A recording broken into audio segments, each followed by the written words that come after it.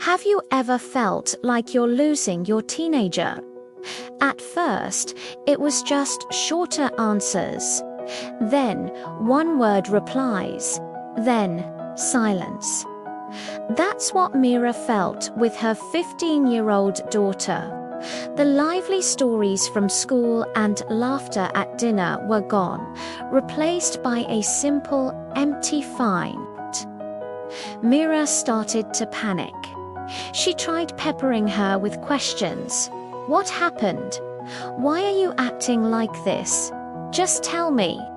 But every question was like adding another brick to the wall between them. The pressure only pushed her daughter further away. Then, one evening, Mira decided to change her approach. She stopped asking questions and started sharing.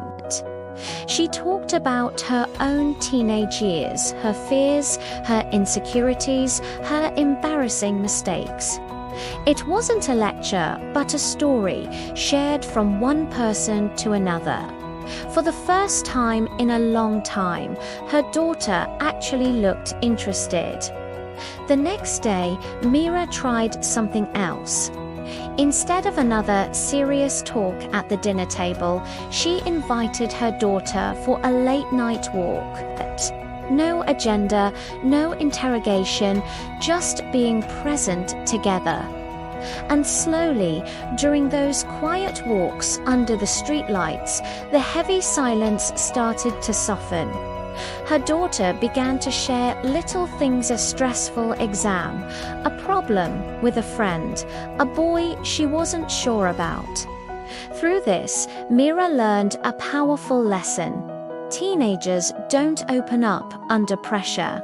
They open up when they feel safe. And that safety isn't built through control. It's built through consistency and genuine connection. Over time, the silence faded completely because Mira stopped demanding communication and started earning it.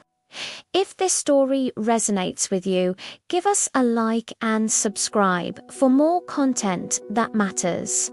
Thanks for watching.